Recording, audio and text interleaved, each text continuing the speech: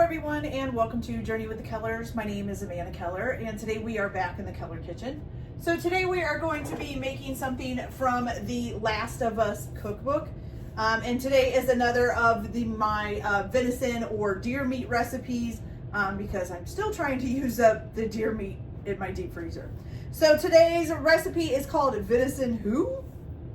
Okay, so now if you have ever watched the Last of Us TV series, then you know at one point Ellie gets stuck basically in what would be considered a cult, and they are using human meat to make their beef stew and playing it off as deer meat, and she actually finds an ear on the floor that basically confirms that that's what they're doing. So that's what this stew is supposed to basically be, is that stew from that cult that she was in, okay? So there will be dumplings that we will make later on once it gets close to being finished cooking, and you can make those in the shape of an ear if you have something to cut the shape of an ear. I do not, so I probably just will make circles. I'll look and see what I've got, but I don't think I've got one in the shape of an ear.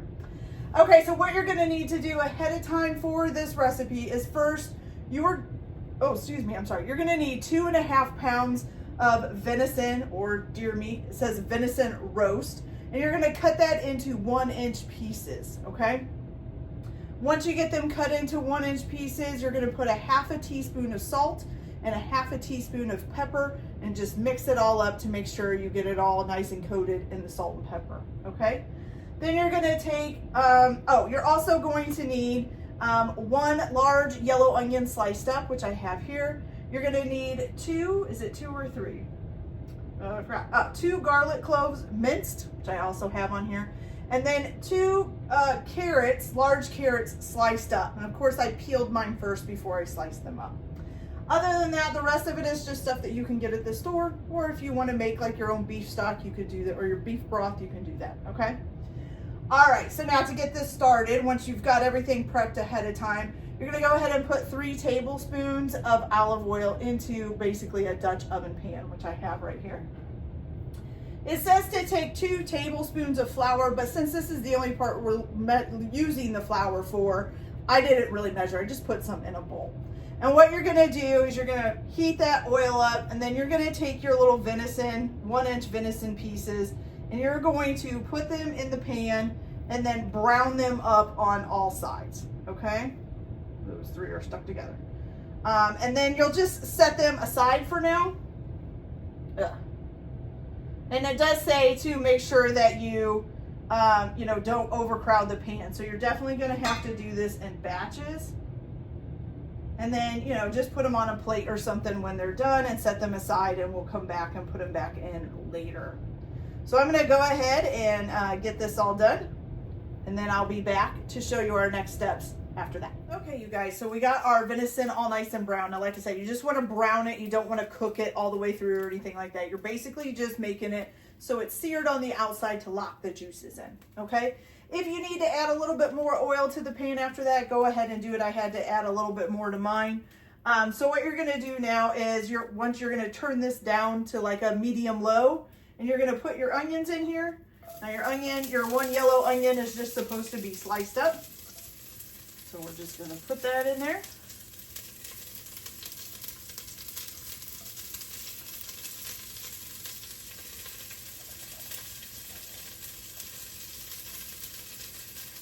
Okay, then once you get that in, you're gonna let those cook until they get soft.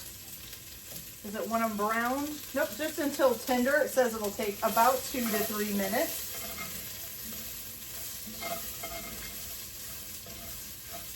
So I'm gonna go ahead and get that done. Now, once you get these nice and tender, after 2 to 3 minutes of cooking, you're gonna also add your 2 garlic cloves that you've minced up. You're gonna put those in. You're gonna cook it for about another minute. And then on top of that, you are gonna add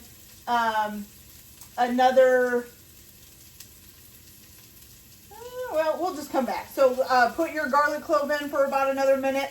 And then once I get the garlic cloves cooked, then I'll come back and I'll show you what we do next. So I'll be back in just a minute. Okay, so our onions are nice and soft now, and we got our garlic cooked for a minute, and there it is there, looking pretty good.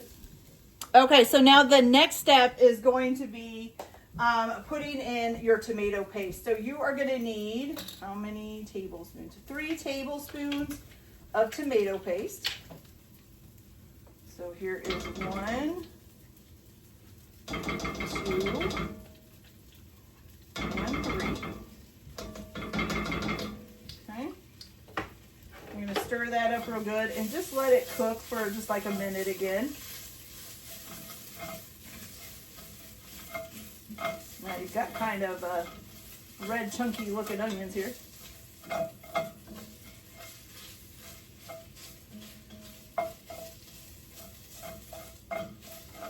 Okay, and after you've gotten that to cook for a little bit and it's looking all nice and mixed in,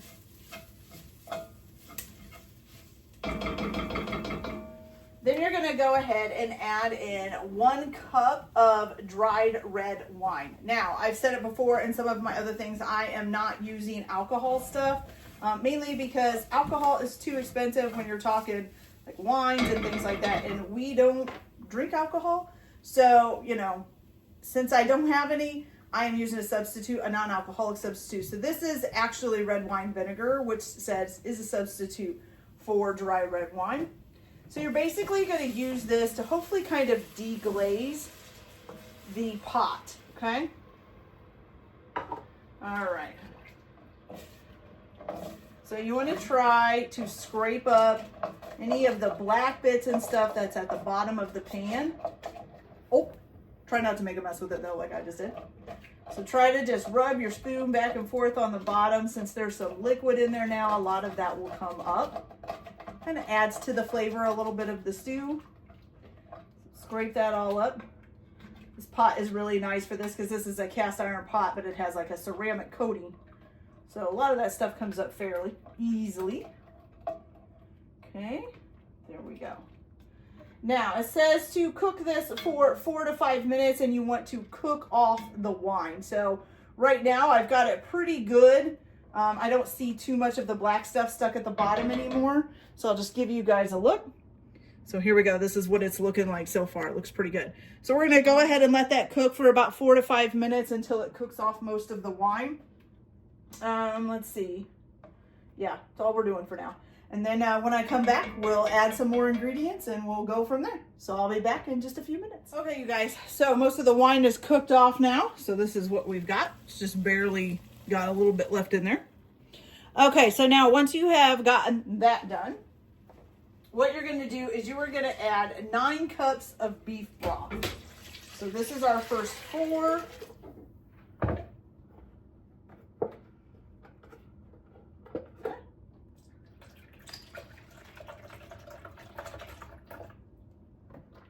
One's empty.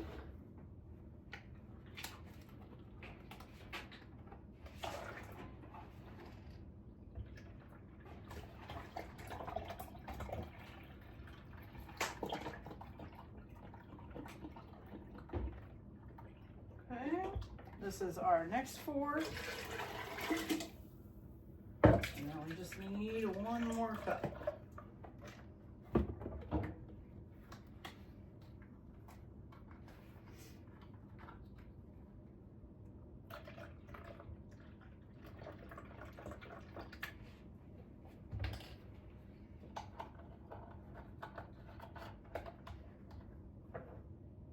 Okay, so got that in there.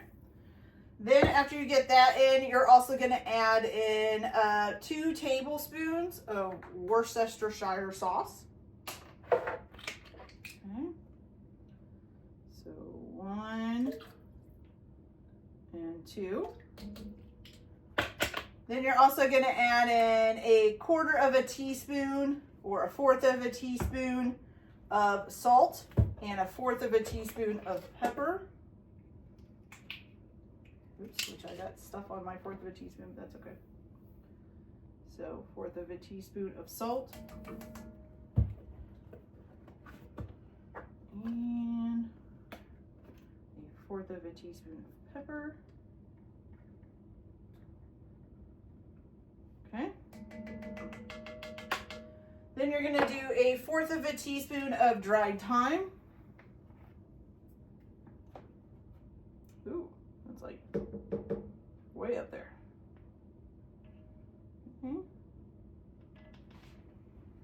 Okay, so 1/4 of a teaspoon of dried thyme. And then a 1/4 of a teaspoon of dried rosemary. Okay. And then you're also going to add in a 1/2 of a teaspoon of dried parsley. Okay. 1/2 a teaspoon here. Dried parsley. Oops. And then I am going to stir that all together and then add our venison back in. Stir this all up. And we're going to put our venison back in here. I got to make a huge splashy mess.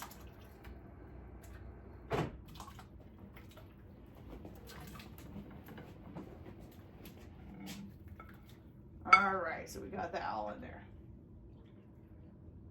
Now, you're gonna let this come to a simmer, and then you're gonna cover it and simmer it for 3.5 hours.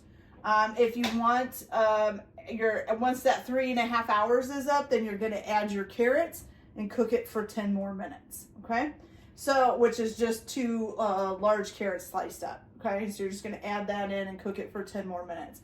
Now, the only thing that we have left to do, besides just letting this cook, is we need to make our dumplings. But you just basically throw the ingredients together and make the dumplings, roll them out and cut them out, and then they just cook for 20 minutes in the pot. So I will go ahead and do that, like come back like the last hour of the cooking process and get those made and then put them in the pot for the last 20 minutes, okay?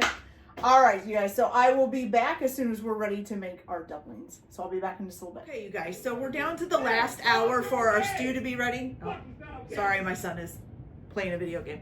Anyway, so we're down to the last hour for our stew to be cooking. So we're gonna go ahead and make the dumplings. And like I said, these are supposed to be shaped into like an ear shape because that was, you know, she saw a human ear on the floor when she was in the call.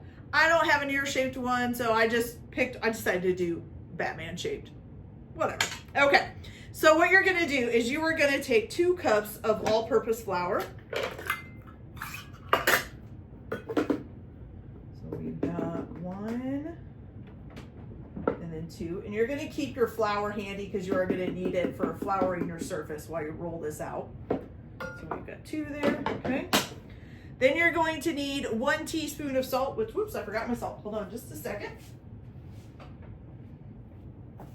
Okay. So 1 teaspoon, correct? No, I'm sorry, 1/2 a teaspoon, not 1 teaspoon. So a 1/2 a teaspoon of salt. And we're gonna put that in there. There we go. Okay, then we're gonna do 2 tablespoons of salted butter that you cut into pea-sized pieces. So I have mine here. I just cut them into little tiny pieces. Just kind of spread out there. There we go. Okay, and then the last thing that you are going to do is add 1 cup of whole milk.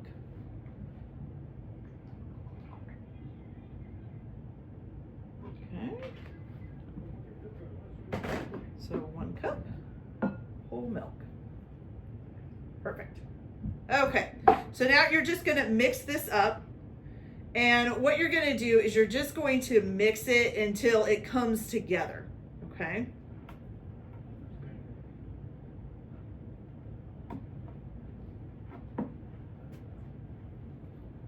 Feels like biscuit dough. Guess it kind of is biscuit dough. Okay. There we go. Almost got it. There's still some flour over here. Very sticky. Make sure we get everything gathered in. There we go. Good. Okay. And of course, you probably don't have to use your hands. I just like using my hands whenever I'm making dough. I just think it's easier. Not easier on the cleanup so much, but it is easier to get it mixed up. Okay, so now, trying to get some of this off my fingers. Okay, so now what we're gonna do is we are going to flour whatever surface that we're using. I'm gonna have to clean this lid off because I'm probably gonna get dough all over it. That's okay. Instead of sticking my hands in there, I'm just gonna grab this. There we go. You're gonna flour your surface. Okay. And then you're gonna put your dough on it. And we will get this out of the way here. Maybe. If I can get it off my fingers there. Okay. All right, so I think I am gonna go ahead and put a little bit of flour on the top here too. Just to make sure, well, there we go. Just to make sure it's not too sticky. And then I'm gonna grab some out of here for this as well, okay? All right, so now what you're gonna do is you're gonna roll this out with a rolling pin until it's about 1/4 of an inch thick, okay? Let's get this rolled out here. And usually, you know, when you're working with dough, ignore my nice doughy fingers here. When you're working with dough, or when you're rolling out dough, I should say, you want to start in the middle. Oh, I wish my son would be quiet. You want to start in the middle and then roll it out from there. You really shouldn't go from like edge to edge. You should always start in the middle. So like start in the middle and go this way, start in the middle and go this way. Same thing with this way. Start in the middle, go this way, and then start in the middle and go that way. And then I usually try to flip mine as well. And then do it again, okay? We're getting quite a bit here. I think it's about rolled out thin enough. That looks pretty good. Okay, so now you're just going to cut out your shapes. Like I said, supposed to be an ear shape. I'm doing Batman, you know, hey, why not? And then once you get them all cut out, you're gonna go ahead and put these in the pan with the stew. They need to cook for about 20 minutes. And when you put them in, you wanna make sure that they submerge underneath of the liquid. So if they don't, let's see, you're just supposed to add more broth. Yeah, so if they don't, then add more beef broth. If there's not enough juice in there, you can add more beef, I can't say that. You can add more beef broth. Oh, I've got a kitty climbing me. But you can add more beef broth to it so that they will be submerged underneath, okay? So I'm gonna go ahead and finish cutting these out, and then I'm gonna put them in the soup and let them cook for 20 minutes, or in the stew, I mean. And then once they're all nice and cooked, also don't forget that after you get it all cooked up, that you wanna put your carrots in and let them cook for about 10 minutes as well, okay? So I will get that all done, and then I will come back and show you guys how our stew turned out, and we will try it and see how it tastes. So I'll be back in a little bit. Okay, you guys, so our soup is all done. I'll give you guys a look at it here real quick. It's still bubbling pretty good. I just shut it off, but you can see my little Batman dumplings in there, which look really funny. All right, so now what I'm gonna try to do is give this a little bit of a stir. I'm gonna make sure it's not all sticking to the bottom. It does seem to be just a little bit, but that's okay. Ah, that was really hot. Okay. So try to stir this up some. I don't want to mess up the dumplings too much. There we go. That's better. Okay. So once you've got that all stirred up, woo, this is going to be hot. So we're going to try it. After I just burnt the heck out of my hand. I'd like to get a piece of dumpling maybe too. Can I get one torn off? I think I can. There we go. And a little bit of meat, if I can find a small piece of meat. Now, if you haven't seen some of my other venison recipes before, I actually am not a big person on venison, and that's part of the reason why I'm making these recipes, is trying to find some things that I actually like the venison. I just don't like the gaminess of it. So anything that covers up that gaminess usually makes it kind of good. I have found a few that worked out of the several I've done. Other ones, not so much. So we'll see how this tastes.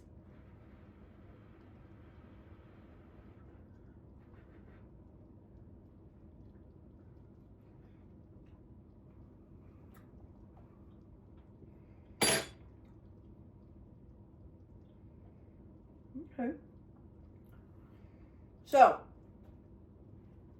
I don't taste a whole lot of the gaminess, maybe a slightness to it, but it actually tastes a lot kind of like a pot roast to me. It is more what it tastes like now. So that's good because I actually like that. Okay. The meat is not too chewy. It's not too soft, I guess you would say. It's just about at the right texture where you don't have to continually chew and chew and chew. And the dumplings are pretty good. I will say that. So all in all, the flavors all mixed together, I think have really covered up kind of the gaminess of the deer meat. So that's fantastic because that's what I'm looking to do. So it's actually a pretty good pot of stew. All right, you guys. So that's it for this video. I hope you liked it. Like and subscribe if you like, or don't if you don't. Everyone have a good day. Enjoy your cooking. Keep your kitchen messy, and we'll see you later. Bye.